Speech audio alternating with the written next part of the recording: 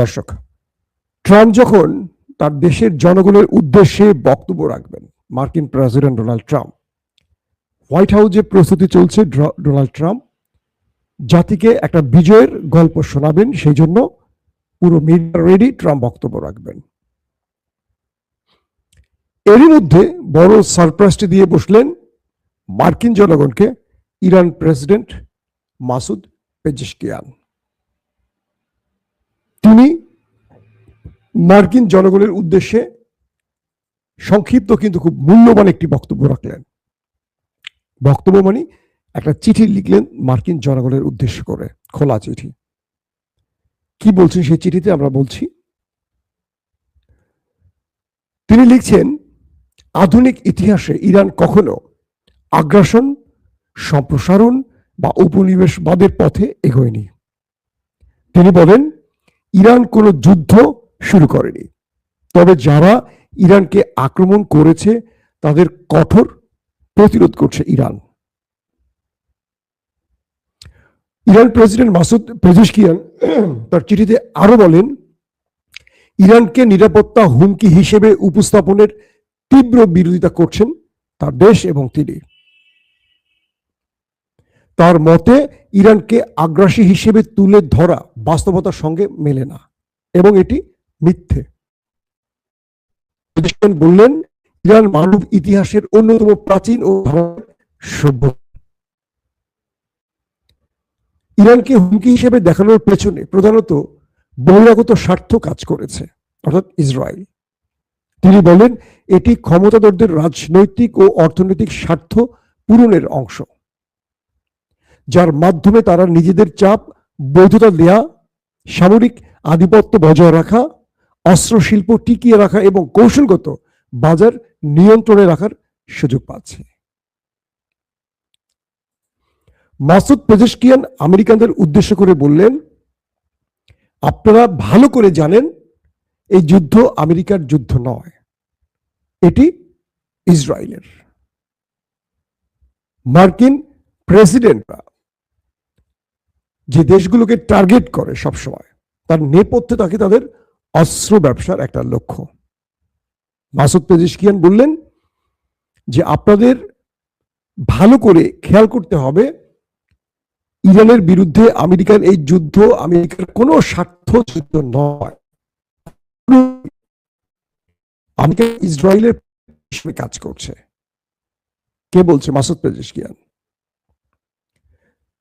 বললেন, আমেরিকার জনগণ তাদের ট্যাক্স পে করে যে আমেরিকাকে বাঁচিয়ে রেখেছে, সেই আমেরিকার প্রেসিডেন্টরা বরাবরই ওই একটি দেশের এজেন্ডা বাস্তবায়ন করে সবসময়, এবং তাদের প্রক্সি হয়ে এই অঞ্চলে বারবারই আক্রমণ করতে আসে।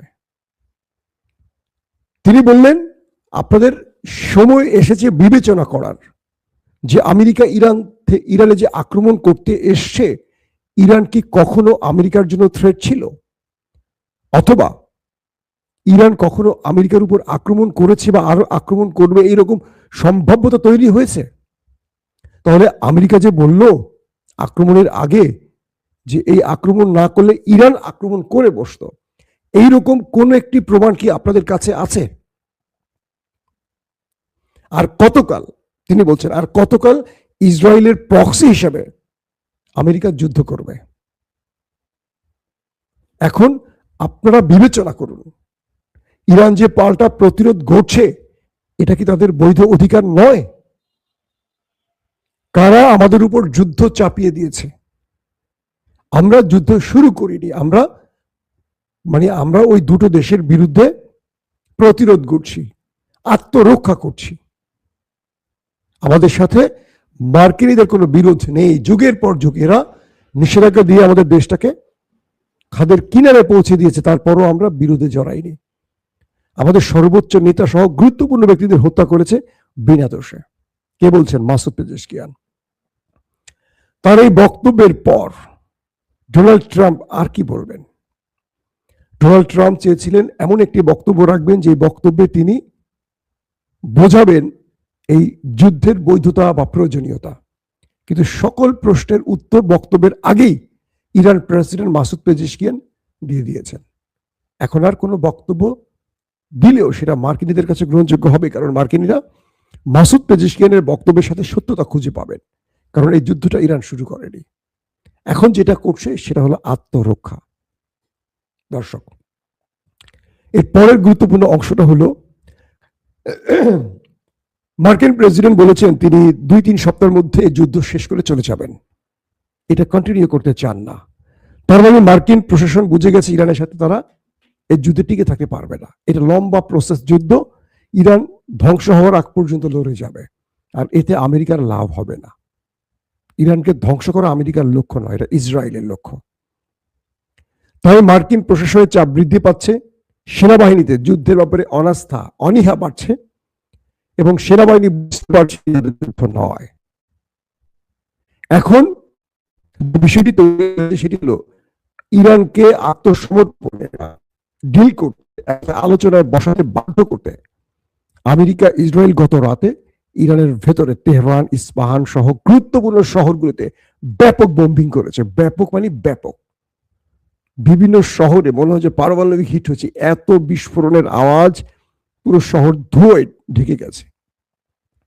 মার্কিন যুক্তরাষ্ট্র দাবি করেছে ইরানের বেশ কিছু অস্ত্র ডিপো তারা ধ্বংস করেছে। হতে পারে, কারণ যে বিস্ফোরণের দৃশ্যগুলো দেখেছে তাতে মনে হয়েছে যে একটি 2000-3000 টনের বোমা মারলেও এত ধোঁয়া হওয়ার কথা না।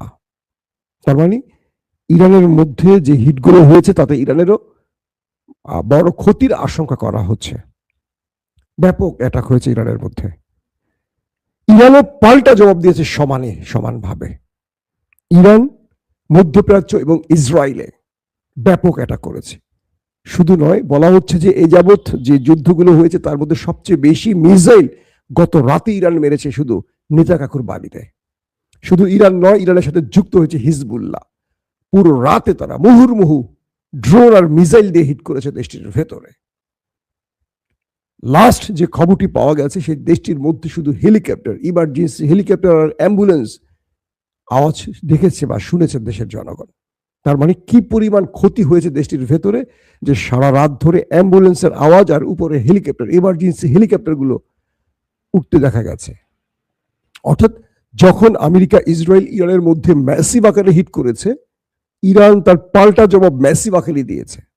সাথে যুক্ত হয়েছে হিজবুল্লাহ।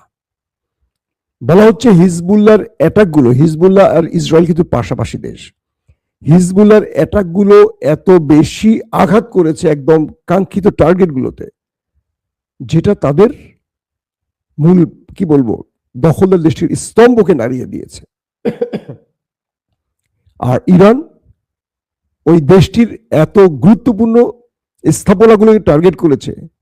হয়তো আজকে দিনে আমরা সেই খবরগুলো দিতে পারবো, কারণ এখন পর্যন্ত পুরো তথ্যগুলো আসেনি আমাদের হাতে। শুধু এটুকু জেনেছি যে ইরানের কিছু বক্তব্য এসছে যে ইরান শত্রুর সামরিক বেশ কিছু স্থানকে একদম ধ্বংস করে দিয়েছে পুরোপুরি। যে মিসাইলগুলো মেরেছে এতে প্রচুর লোকের হতাহতের আভাস মিলছে। দর্শক, হিজবুল্লাহ বলছে যে তারা দখলদারদের এমন কিছু টার্গেটকে ধ্বংস করেছে যেখান থেকে তারা ড্রোন এবং মিসাইল দিয়ে আক্রমণ চালাতো, এবং তাদের দেশের ভেতরে হিজবুল্লাহ শত্রুকে ভালো পরিমাণ ধোলাই দিতে পেরেছে। অনেক দখলদার সেনা তাদের হাতে আটকা পড়ে গেছে। সারা রাত কয়েক মিলিয়ন মানুষ, কয়েক মিলিয়ন পর্যন্ত, 1 মিলিয়ন মানে 10 লক্ষ যদি হয়, তার মানে প্রায় 50-60 লক্ষ মানুষ সারা রাত ধরে শুধু শেল্টারে দৌড়াইছে। এই পরিমাণ অ্যাটাক ইরান সেই দেশটির ভেতরে করেছে। মধ্যপ্রাচ্যেরও বেশ কিছু গুরুত্বপূর্ণ টার্গেটে ইরান হিট করেছে, সেখানকার লাস্ট আপডেট আসেনি, এবং বলা হয়েছে যে ইরান এখন দুটো বিষয়কে মোকাবেলার জন্য কাজ করছে। এক, প্রতিদিনকার আক্রমণ মোকাবেলা, পাল্টা জবাব। অন্যদিকে ইরান যে কাজটি করছে দ্বিতীয়, সেটি হলো যে কোনো সময় একটি সুযোগে মার্কিন কমান্ডোরা ঢুকে পড়তে পারে ইরানের ভেতরে, সেটাকে প্রতিরোধের সর্বোচ্চ চেষ্টা ইরান করে যাচ্ছে। তাদের 10 লক্ষ স্বেচ্ছাসেবী ফাইটারকে তারা প্রস্তুত রেখেছে। ইরানের আব্বাস আরাকচি বলছেন, আমরা আমেরিকার সাথে কোনো যুদ্ধবিরতির প্রস্তাব দেইনি, যুদ্ধবিরতিতে যাব না। আমরা হরমুজ বন্ধ করেছি, এটা মরে গেলেও আর খুলব না। তবে মার্কিনীরা যদি যুদ্ধ বন্ধ করে যায় এবং আমাদের শর্ত মেনে নেয়, সেক্ষেত্রে হরমুজ টোলের মাধ্যমে সবার জন্য ওপেন করা হবে। কে বলছেন? Abbas Araghchi. পাশাপাশি আইআরজিসির মুখপাত্র তিনি প্রতিদিন যে নতুন নতুন চমকগুলো দিচ্ছেন খবরে আমরা দেখতে পাচ্ছি, তিনি বলছেন আরবের ভেতরে মার্কিন গুরুত্বপূর্ণ স্থানের টার্গেটে প্রচুর মার্কিনীরা ওপারে চলে গেছে বিনা টিকেটে। অর্থাৎ ইরানে আক্রমণ আমেরিকার গতি যত বাড়ছে, ইরান তার শত্রুর উপর আক্রমণের গতি তত বাড়াচ্ছে। আমেরিকা মূলত এখন এই বড় মরণ কামড়টা দিচ্ছে একটি কারণে, কারণ আমেরিকা 1-2 সপ্তাহের মধ্যে যুদ্ধ বন্ধ করে চলে যেতে চাইছে, অথবা ট্রাম্পকে সংক্ষিপ্ত সময় বেঁধে দিয়েছে আমেরিকানরা। তাই ট্রাম্প এনিহাউ ছোট্ট হোক, আকারে ছোট হোক, তারপর একটা বিজয় দিয়ে তিনি এই যুদ্ধটা শেষ করতে চান, কারণ তাকে আগামী নির্বাচন মোকাবেলা করতে হবে এবং ট্রাম্পের মামলা আদালতে উঠে গেছে। তাকে এখন ফেস সেভিং করতে হবে। ট্রাম্প মূলত তার দূতদেরকে দিয়ে ইরানকে বারবারই বোঝাতে চাইছে যে আমাকে একটা ফেস সেভিং দেয়া হোক, একটা ফেস সেভিং চাই, আমি যুদ্ধ থেকে চলে যেতে চাই। ইরান ছোট মোটো একটা আবদার আমাদের রাখুক। ইরান কোনো আবদার মানতে এই মুহূর্তে রাজি নয়। ইরানের বক্তব্য একটা, যুদ্ধেই তুমি শুরু করছো, যেহেতু তুমি যুদ্ধেই সবকিছু শেষ করো, যুদ্ধেই তুমি পরিসমাপ্তি আনো, অথবা আমরা যে শর্ত দিয়েছি সেই শর্ত তুমি মেনে নাও। দর্শক, বিদায় নিচ্ছি। ইনশাআল্লাহ আজকে দিনে আবারও হাজির হব আপনাদের মাঝে আরো গুরুত্বপূর্ণ আপডেট নিয়ে। এখনকার মতো বিদায় নিচ্ছি। প্রত্যেকে ভালো থাকবেন। আল্লাহ হাফেজ। ওপেন দাইস মানে সত্যকে সত্য বলা, মিথ্যেকে মিথ্যে বলা। আমরা শোনা কথা নয়, চোখে যা দেখি তাই বলি।